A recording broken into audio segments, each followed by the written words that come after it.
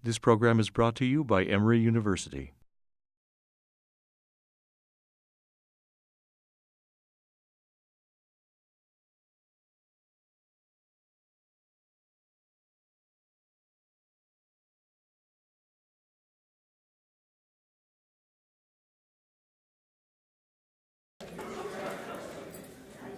Is it still morning?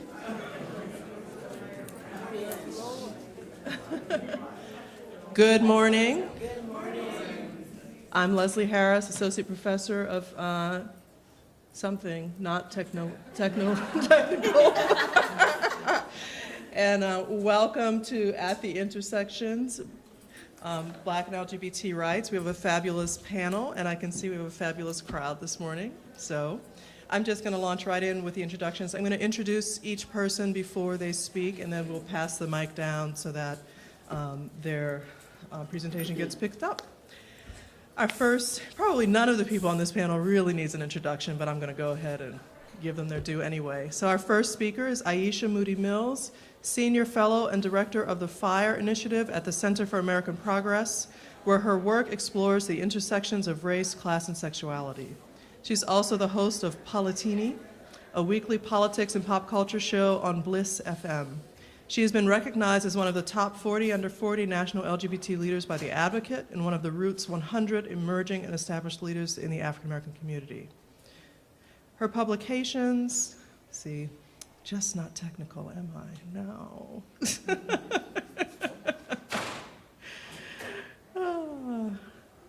Her work and publications have been featured in a variety of media outlets, including The Atlantic, Black Enterprise, The Washington Post, Essence, Politico, Ebony, The Huffington Post, and Uptown Magazine. She also appears regularly as a political commentator on MSNBC, which is where you would be right now if you weren't in this room, watching that, I hope. She made numerous headlines as a key strategist and spokesperson for the campaign that brought marriage equality to the District of Columbia, where she and her wife Danielle were among the first same-sex couples to receive a marriage license. Their wedding was also the first lesbian wedding featured by Essence magazine online. Throughout her career, Aisha has served as a political advisor, private sector liaison, and fundraiser to more than 50 members of Congress, including 6 senators and the Congressional Black Caucus. Prior to her work at American Progress, she was the president of Synergy Strategy Group, a boutique fundraising and political consulting firm where she raised millions of dollars for progressive candidates and advocacy organizations while helping amplify their voice in the public policy arena and expand their political reach. Aisha began her career in education policy and nonprofit management at the Center for Education Reform. She holds 2 degrees from the University of Maryland, College Park, an MBA from the Robert H. Smith School of Business, and a bachelor's in psychology. Aisha Moodie-Mills' paper today is titled Voter Suppression and the Challenge to Marriage Equality Efforts in the U.S. South. Please join me in welcoming Aisha Moodie-Mills.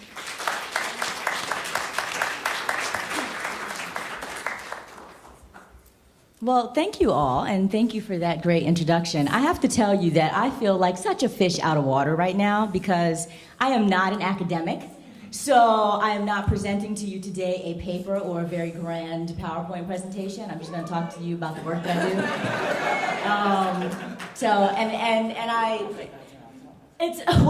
I also want to just let you all know that it is just auspicious and exciting that I'm sitting here with you today, because if you would have asked me 5 years ago what work I would have been doing, it would have never occurred to me that I would be going around the country talking about LGBT equality in the way that I do.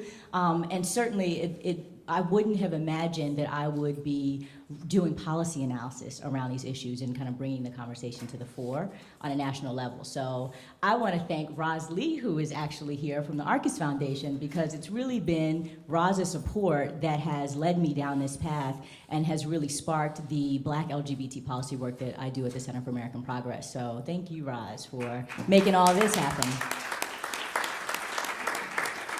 So I guess I just want to start by telling you a little bit about the FIRE initiative at the Center for American Progress and the work that we do there. I am doing research and analysis to develop public policy solutions, essentially, that enhance the quality of life of Black LGBT people. And it's really pretty much that simple.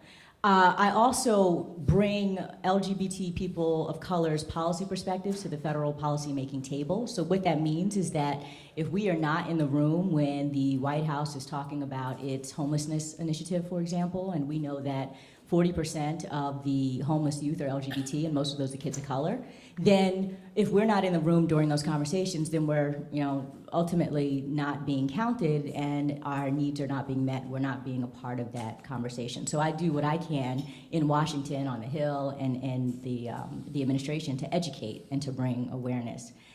I also, my work is also, a big piece of that has become broadening the national discourse and conversation as we talk about LGBT issues, and also as we talk about race and gender, to make sure that we're having an intersectional lens when we think about all of the issues that impact our lives, and really bring in Black LGBT people into a national conversation in a way that, thankfully, a Janet Mock and a Laverne Cox and others are doing from a celebrity status, but in a way that hasn't happened before, I'd say, the last 5-7 years, just in a mainstream media way.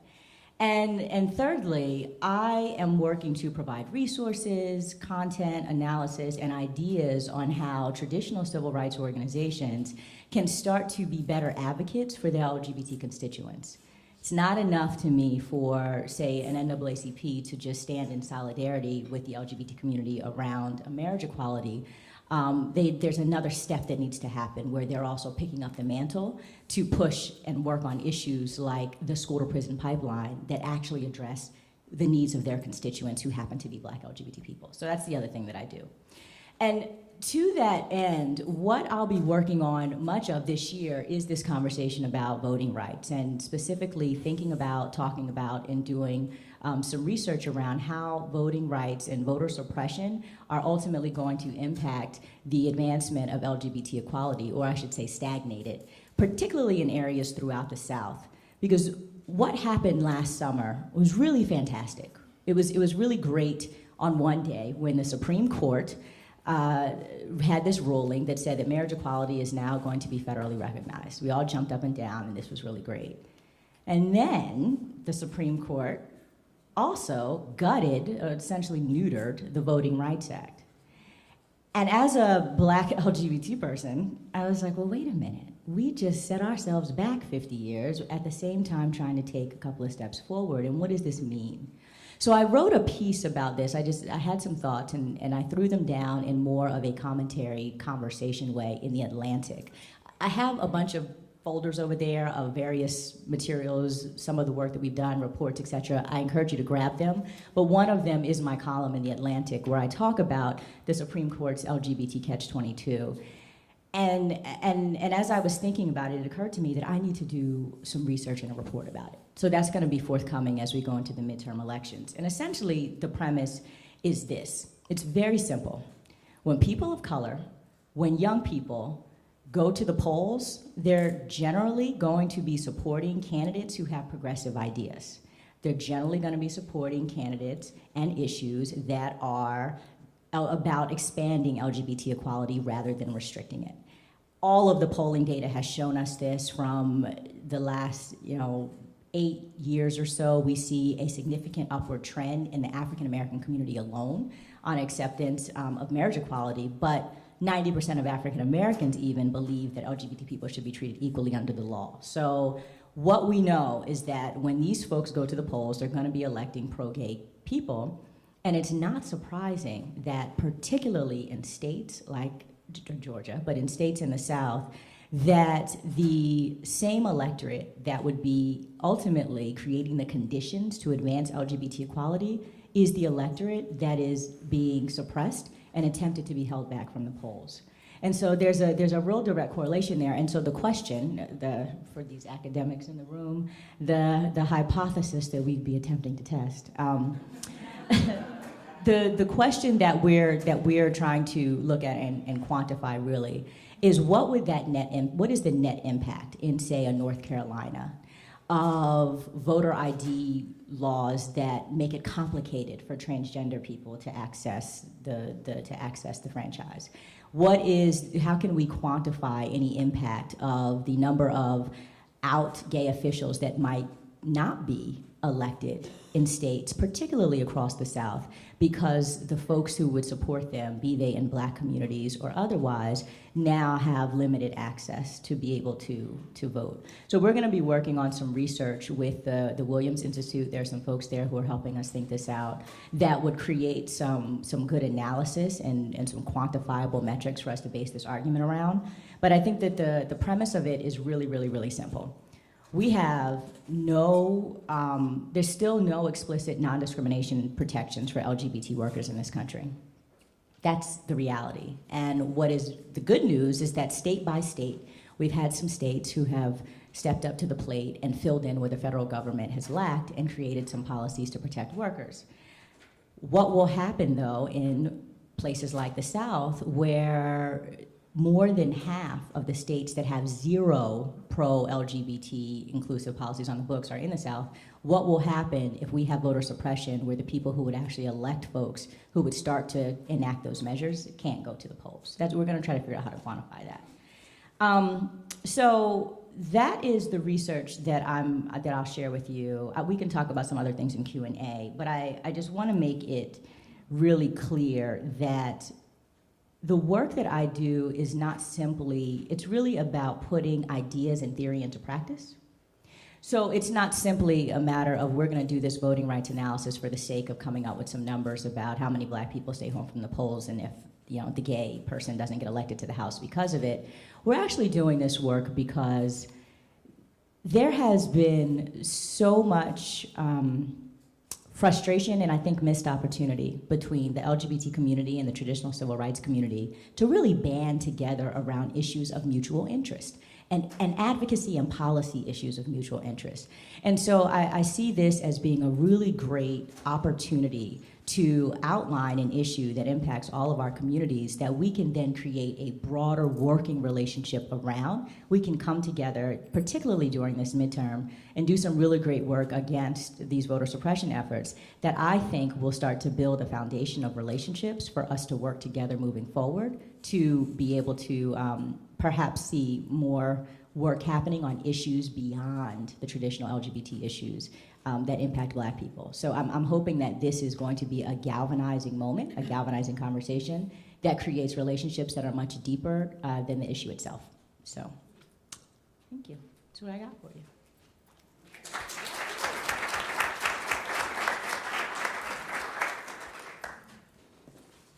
Thank you very much, and I'm going to take a moment to pull up Darlene's PowerPoint. And while she's doing that, I'm gonna take y'all picture.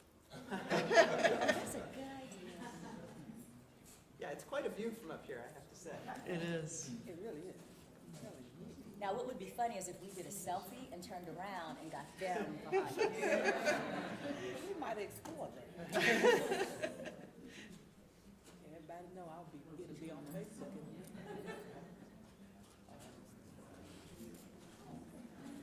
Okay, we're ready? All right. I've had the pleasure of getting to know Darlene Hudson over the past 2 years. She has served as part of the community advisory group for the Arcus Foundation grant that also led to this conference. Now this is going to be quite an intro, so I'm just letting you know. You know what you've been doing. Okay.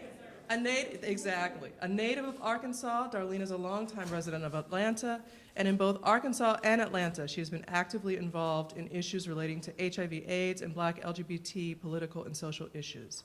Rochelle Darlene Hudson received her Bachelor of Science degree from the University of Central Arkansas in Health Education and her MSW, Masters of Social Work, with honors from the Whitney M. Young Jr. School of Social Work at Clark Atlanta here in Atlanta.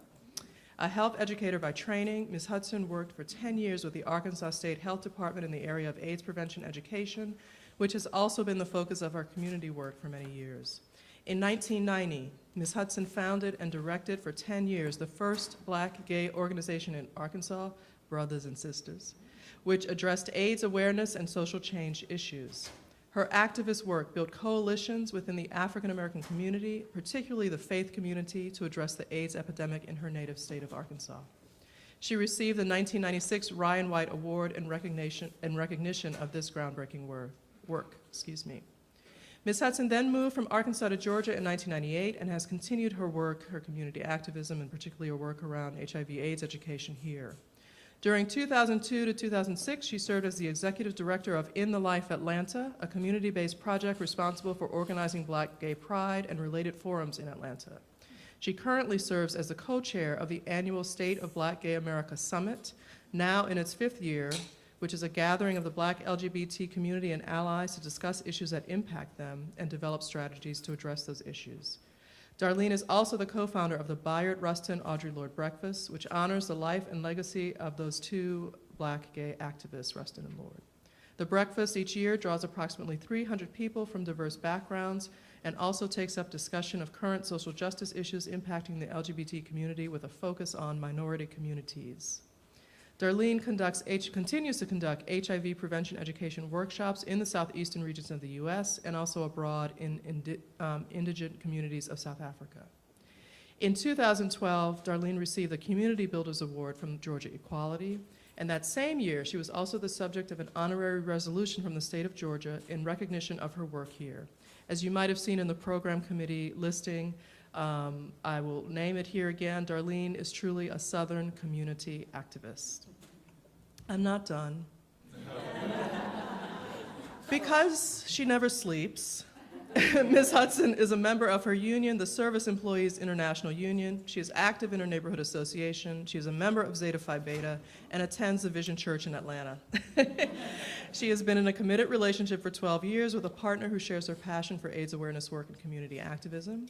And she is currently employed as an educational advocate specialist for the Department of Family and Children's Services in DeKalb County, where she has been recognized numerous times for her work.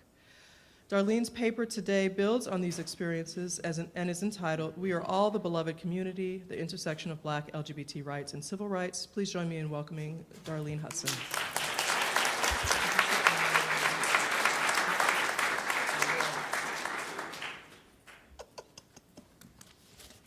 Okay, let's see if we can get started. Good morning. Good morning. The first thing I'd like to do is I would like to commend Donna, Leslie, and Charles Stevenson for organizing this conference. I would also, amen. I would also like to pay homage to the late Dr. Rudolph Byrd for his foresight and vision of bringing together academia and community to document and tell our stories as Black queer people. Today, I'm going to share with you from my perspective on organizing to respond to an injustice that was not that clear-cut to many progressive people. In a sense, it pitted progressives against progressives. Nothing new, but always difficult.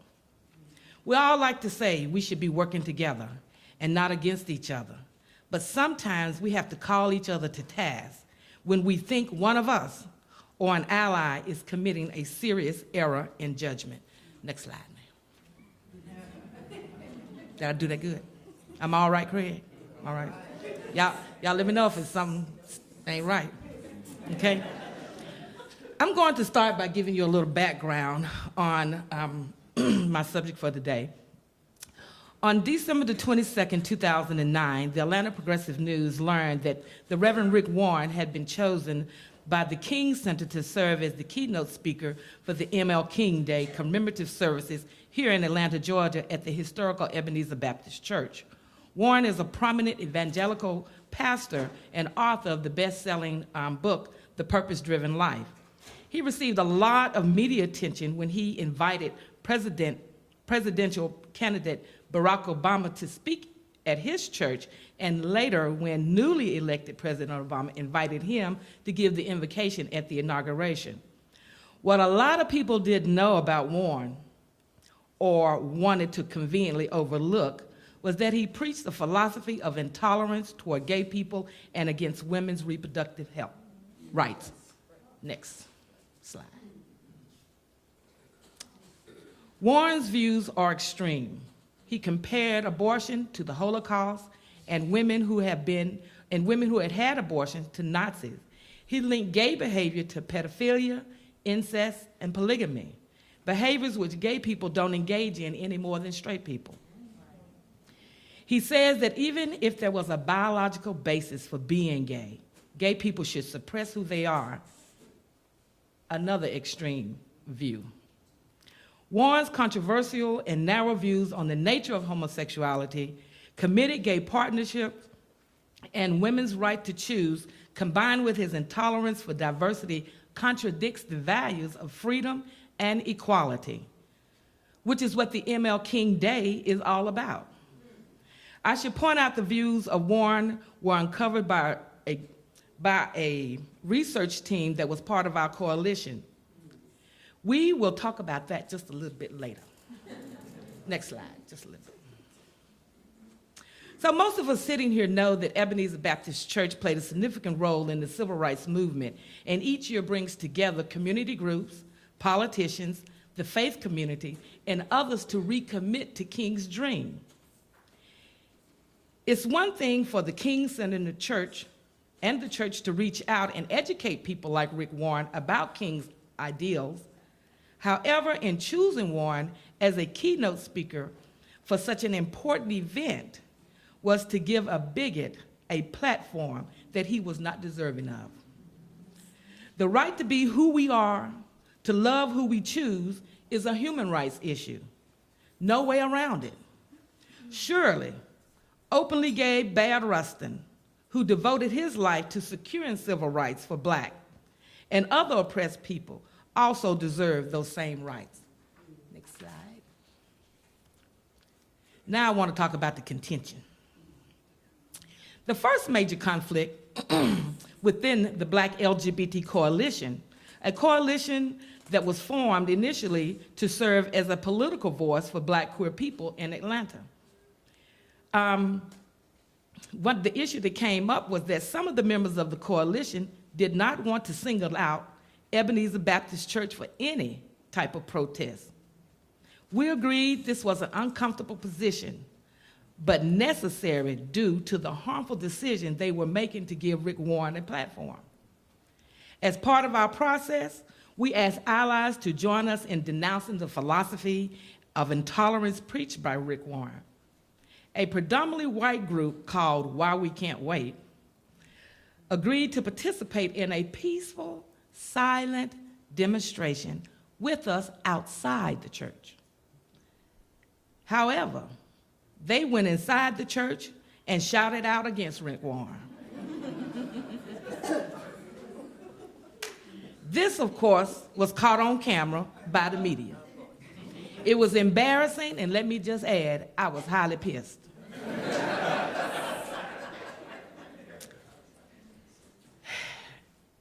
It's unfortunate that this group did not respect the process, and they obviously did not understand the importance of the Black church in the struggle for freedom. Cultural insensitivity must also be called out when it appears. I do want to say that there were other white progressive groups that worked in a more harmonious way with the coalition. So needless to say, we got with them, the Why We Can't Wait folks. I believe it takes time to build trust among allies. And while we may have our differences, we don't just suddenly, in the middle of a planned response, decide to be disruptive. Sometimes protests may take on the form of being loud or acts of civil disobedience, like the Moral Mondays. But that should be planned and not just dumped on people. Again, I say to the We Can't Wait crowd, activism is not for the impatient. Said that. My girl be so proud, she'd be like, just say it right. I said, okay, I said it right. So I said it right. Next slide. Okay, all right, there she with me. So, once the news got out that Warren was the keynote, the Black LGBT Coalition concluded that the Warren invite was an insult to gay people and women and an affront to the King's legacy. And when I say the King, I'm talking about Martin Luther King, not the Jesus King, okay? A spokesperson from the coalition was assigned to reach out to the King Center and Reverend Warnock of Ebenezer Baptist Church to suggest an alternative speaker. However, the King Center said that they were going to invite Warren anyway and did not meet with the coalition. We then decided to survey a cross-section of community activists, mainly focused on LGBT and women's reproductive health issues, to come up with a response. After much discussion, it was decided that, first, a press conference would be held to publicly voice our objection to the appearance of Rick Warren, and to two, hold a silent demonstration across the street from the church would be held as well. We only had about a month to organize and get in place key teams, including like a budget team, a media coordinator, and a research team to research the facts about Rick Warren and develop appropriate messaging. Said that word right too, that was a scary word for me. The research team took Warren's points, position points, point by point, based on statements that were made either on the church website or from statements he had made to the media. We also wanted to recognize and not demonize Warren for some of the things he had gotten right. Next slide. You with me? Okay. Okay. She said, what work did he do right? He does environmental stuff that I think is pretty cool. So, you know, let me move on. I want to make an important point here. The reason we decided on a silent demonstration across the street from the church was so people would not think we were protesting the church. We have Southern values here, okay? We wanted to protest in a fashion that was effectively used during the Civil Rights Movement, walking silently with dignity and carrying signs with messages our team thought most appropriate for our campaign. We are all the beloved community. This message was chosen because the beloved community was part of King's dream, where everyone could be included. His wife, Coretta Scott King, who established the King Center to continue her husband's work, made it clear bigotry against gay people was not in the keeping of her husband's legacy. We used the occasion of the annual Bayard, Rustin, Audre, Lorde as a vehicle to promote the protest as well. Next slide. Although we were happy to have the media coverage, it also turned out that the media focused on the disruptive behaviors, protesters who were promoting negative messages instead of the silent protesters. They also showed a preference of interviewing white demonstrators over black demonstrators, and we were the ones who organized it. No surprises, but unacceptable, and we told them so. I think I wrote about 2 letters to the AJC. In spite of the differences and disappointments we experienced, the good news is that we had over 300 attend the Rustin Lorde breakfast that year, and nearly over 100 people attended the protest rally. Both events were a cross-section of young people, young, old, gay and trans, straight, black, white, Latino, students, faith members, in other words, the beloved community. Next slide. In conclusion, differences over tactics within the progressive community is not new, and has sometimes served as a way to have a spirited debate over issues. On the other hand, sometimes permanent rifts have occurred. As progressives, we need to do everything to prevent issues from dividing us as we face a powerful, well-financed enemy that does not believe in equality for all, least of all LGBT people, people of color, and poor women. In regards to Rick Warren, 5 years later, I still believe the coalition did the right thing in protesting him as the keynote speaker. The question I have for those who were against the protest: had Rick Warren's history been about making racist statements about black people or statements against Jewish people, would he have been considered a keynote speaker at all? Now, does this mean we are never open to a dialogue with those who have been against equality? Martin Luther King and Nelson Mandela demonstrated with their lives how to engage with the oppressor to find peaceful, that is peaceful, not peaceable, peaceful solutions. And although President Obama, who most of us voted for, probably believes he opened communication with Reverend Warren and white evangelica, does not mean that everybody needs to be down with Rick Warren, so to speak. Next slide. It would have been better for Warren to have taken some actual steps, like publicly renouncing statements he had made about women and LGBT people, and remove those comments from his church website. His church could have participated with the progressive faith community in agitating for things like immigration reform, fair wages for women, affordable health care for all as a beginning. That's Christ-like work that can improve the lives of so many hurting people. Then his speech would have sent a powerful message about transformation and forgiveness. We are still waiting, Reverend Warren. I would like to close with this quote from my shero, Audre Lorde, who warned us that your silence will not protect you. She was courageous in being who she was and for speaking on behalf of those who were afraid to speak up for whatever reason. She tells us how to be fearless. You can read along with me, or however you want to do it, but I'm going to say it. When I dare to be powerful, to use my strength in the service of my vision, then it becomes less and less important whether I'm afraid. Thank you.